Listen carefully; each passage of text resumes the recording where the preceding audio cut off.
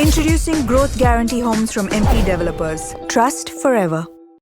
ஆளுங்கட்சியை விமர்சிப்பவர்கள் மீது வழக்கு, கைது என அதிகாரத்தின் மூலம் ஒடுக்க நினைப்பது நல்லதல்ல என்று வீத லீடர்ஸ் அமைப்பின் தலைவர் அண்ணாமலை எச்சரித்துள்ளார்.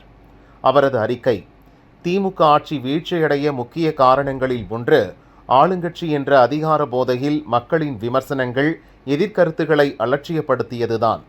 அதே போதையில் தாவேக அரசும் பயணிக்கிறதோ என்ற அச்சம் தற்போது எழுந்துள்ளது.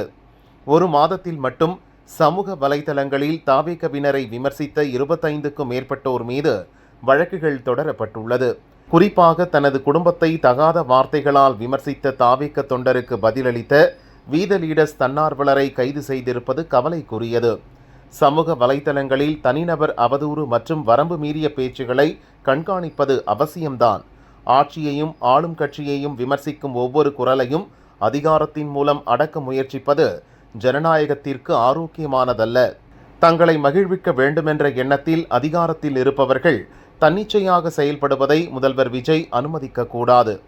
எதிர்கருத்துகளும் விமர்சனங்களும் ஜனநாயகத்தின் இயல்பான அங்கங்கள். சிறிய விமர்சனங்களுக்கு கூட வழக்கு, கைது என்ற போக்கு தொடர்வது துரதிர்ஷ்டவசமானது என்று அண்ணாமலை கூறியுள்ளார்.